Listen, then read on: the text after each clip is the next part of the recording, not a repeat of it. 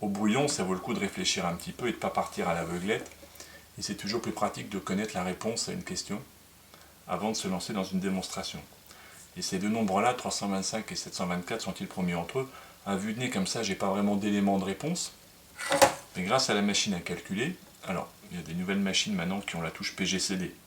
Donc, elle vous donne directement, vous tapez PGCD 325 et 724, elle vous donnerait 1, pas de problème. Ceux qui ont des anciens modèles, si vous connaissez votre cours, il suffit d'utiliser la touche division, et vous tapez 325 en division et 724, et vous tapez exécute. Et la machine me donne la fraction irréductible, alors c'est sans doute pas visible à l'écran, mais elle me donne que c'est 325 et 724. Ça veut dire que si je veux rendre irréductible cette fraction-là,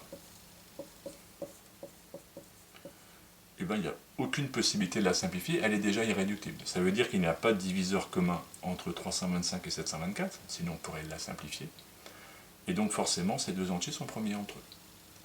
C'est-à-dire qu'avant de me lancer dans une grande démonstration, je sais au préalable, au début, que ces deux entiers vont être premiers entre eux, et que le résultat de mon algorithme d'Euclide va être, à la fin, le dernier restant nul est égal à 1. C'est souvent plus intéressant, quand il y a plusieurs étapes de calcul, comme l'algorithme d'Euclide va me l'imposer, de savoir ce que je dois trouver à la fin.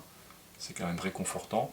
Si à la fin je tombe sur 1, il y a de fortes chances que je sois dans le bon.